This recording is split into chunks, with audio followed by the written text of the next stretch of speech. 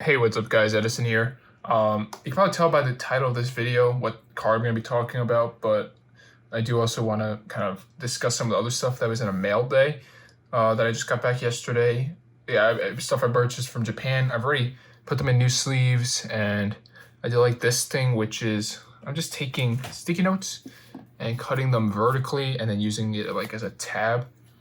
I've just realized like this makes sense, especially if it's like a more expensive card. I don't want people to have to fish around trying to pull it out. Here is what I have. The first one is a pretty beat up new back Japanese card. My lighting is super rough as of late. I'll have to eventually invest in a new setup. But it's just a Gold Star Mew. I picked this up. Oh, it is unlimited too. Not like this really matters much. The first edition is probably just better in terms of value just because the stamp. But this one did really well in a recent PWCC auction at 10. This one's obviously a lot worse than that, but in my opinion, I sold my last beat up copy for like $400 something, I believe. So I was like half the price of that for one that probably grades the same. It seemed like a smart plan because like I have some sales history. Like I know I have like a reasonable expectation of what I could sell that card for. Another new back card. Pikachu. This is 102 DPP. This is just one of the rarer Yukimori Pikachu promos. They did these for a bunch of the stores in Japan, but this is the rarest of all the ones that they came out with. These are two signed cards. I think the first one is the cooler one, so put on the bottom. This is the Kanto Lucky Stadium, so you have Lugia in the background.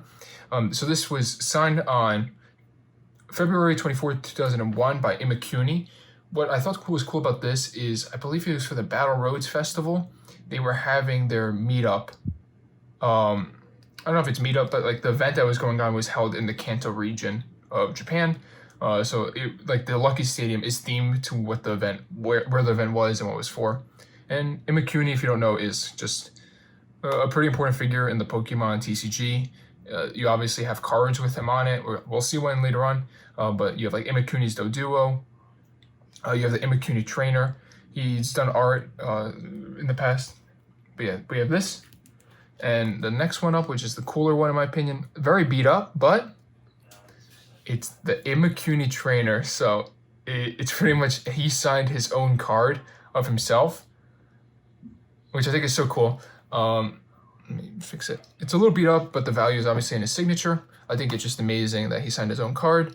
And you can see it's like smudged at the bottom. This is because the card itself is a Koro promo, so it's glossy.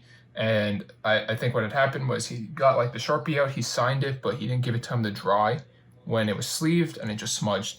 And they are, I believe that's this person who was made out to's name, but obviously the value is in the Imakuni Sig.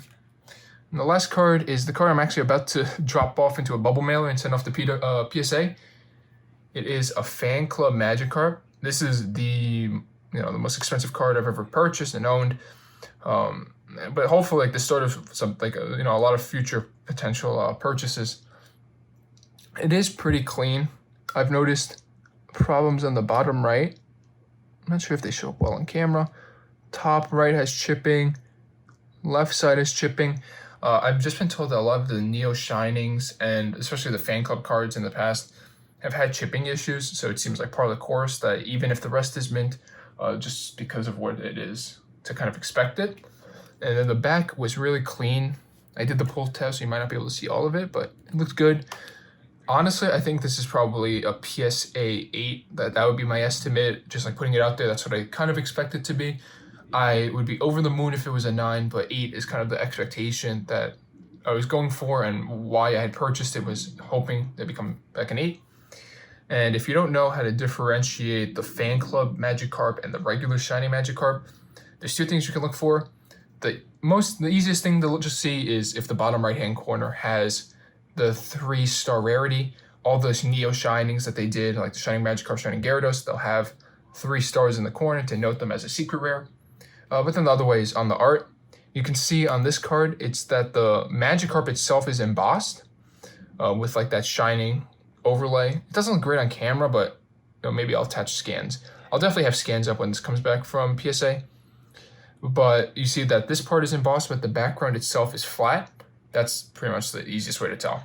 While like the normal shiny Magikarp, the whole thing will just be a hollow. Alright, a quick video just showing you some really cool mail that I got in. Really happy with this mail haul. And obviously the biggest thing that I got in this mail was a Fan Club Magikarp. And hopefully this grades pretty well from P.S.A. and it gets back to me soon. Thanks for watching, and have a nice one, guys.